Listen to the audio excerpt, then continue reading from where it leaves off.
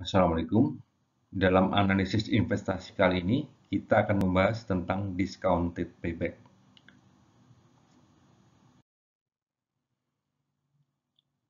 Payback adalah jangka waktu kembalinya modal dari investasi, atau sering disingkat dengan balik modal. Nah, payback ini sering dikritik karena tidak memperhitungkan time value of money. Oleh karena itu muncullah kemudian konsep discounted payback yang melibatkan perhitungan time value of money. Oke, kita refresh kembali. Payback, jangka waktu kembalinya investasi yang ditanamkan. Saya membeli mobil seharga 200 juta, maka kapan 200 juta itu saya peroleh dalam bentuk kumulatif arus kasnya. Nah, ini tentu diperoleh dari setoran atas pengoperasian dari mobil tersebut. Jadi, sekali lagi, payback menggunakan konsep arus kas. Kas yang dikeluarkan dipertemukan dengan kas yang diperoleh. Kas operasi dipertemukan dengan kas investasi. Model ini cocok digunakan untuk metode investasi yang tidak melibatkan arus kas yang besar, tapi tidak melibatkan time value of money. Jadi ini dianggap sebagai suatu kelemahan.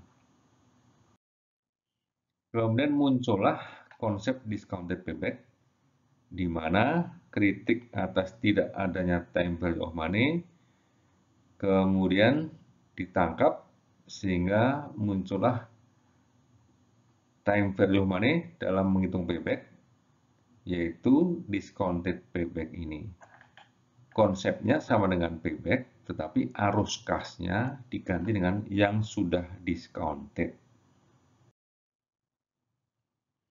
Sehingga sekali lagi, adanya discounted payback adalah sebagai refleksi atas kritik tidak adanya time value of money pada konsep payback yang biasa. Beberapa isu yang muncul dalam discounted payback misalnya lah tentang umur ya.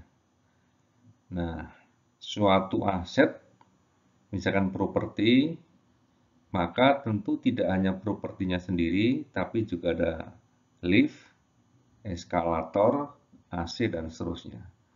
Tapi yang dominan nilainya lah dari properti itu sendiri. Jadi yang kita ambil sebagai umur adalah umur aset utama, yaitu umur properti bangunannya tersebut. Contoh yang lain. Jadi misalnya adalah kalau kita ada proyek pabrik, maka umur mesin utamanya adalah dari pabrik, yaitu mesin yang digunakan, mesin utama yang digunakan di pabrik tersebut. Misalnya properti itu adalah 20 tahun, maka itulah umur dari proyek investasi tersebut. Jadi idenya adalah ketika suatu aset utama itu beroperasi, tentu kita berharap bisa menghasilkan arus kas sebelum asetnya rusak. Jadi tentu lebih realistis ketika membuat proyeksi dari arus kas itu ketika asetnya itu belum selesai atau belum masuk masa di atas umur ekonomisnya. Contoh perhitungan, ini adalah proyek P. Kita akan mulai tahap demi tahap. Jadi yang pertama adalah nilai dari mesin 250.000. Kemudian target payback-nya dari owner misalnya 4 tahun, discounted 10%. Discounted adalah untuk discounted payback nanti. Kemudian arus kas operasi, kita lihat laba bersihnya 75.000, arus kas operasi 75.000 ditambah dengan penyusutan yaitu 125.000. Nah, jadi setiap tahun menghasilkan 125.000, maka kumulatifnya di sini akan muncul 125.000, 250.000 dan seterusnya. Terakhir akhir tahun kelima adalah 675.000.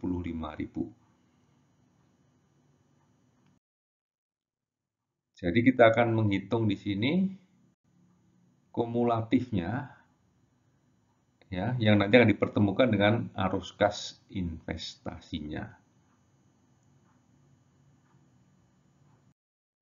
Kemudian discounted payback,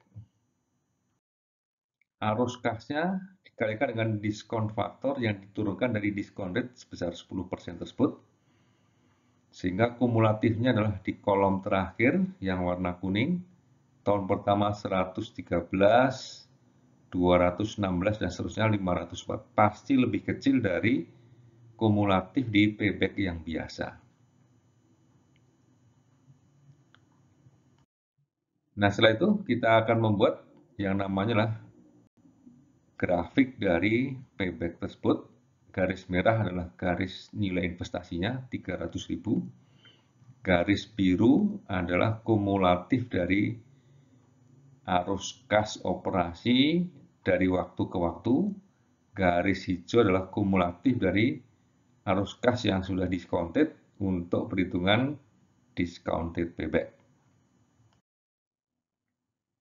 Jadi ada dua titik pertemuan di sini. Titik pertemuan pertama adalah titik payback, kemudian yang kedua titik discounted payback.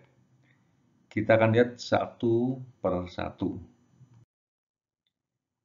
Titik payback adalah 2,4 tahun diperoleh dari pertemuan garis investasi yang 300.000. Kemudian kita tahu bahwa 300.000 itu terjadi pada arus kas kumulatif antara tahun kedua dan ketiga. Nah, kemudian kita hitung dengan rumus 2 plus 300 min 250 per 125, ketemu 2,4 tahun untuk payback. Untuk discounted, ya, discounted payback, maka di sini rumusnya yang diganti dengan menggunakan arus kas yang sudah discounted, terjadinya di tahun kedua dan ketiga. Maksudnya lah antara tahun kedua dan tahun ketiga. Jadi 2 plus 300 minus 216 sekian dibagi 93,9, ketemunya 2,88 tahun. Baik, jadi kurang lebih seperti itu cara kita menghitung payback maupun discounted payback. Sebagai catatan, discounted payback selalu lebih panjang umurnya, panjang periodenya dibandingkan payback karena sudah memasukkan time value of money. Baik, sebagai catatan akhir, payback adalah kapan suatu investasi itu balik modal. Basis perhitungannya arus kas. Untuk discounted payback, arus kasnya sudah discounted dengan discounted yang kita pilih. Jadi masuk perhitungan time value of money. Pengguna discounted akan membuat antara waktu perhitungan payback dan discounted payback berbeda. Makin tinggi rate-nya, maka perbedaannya akan makin besar.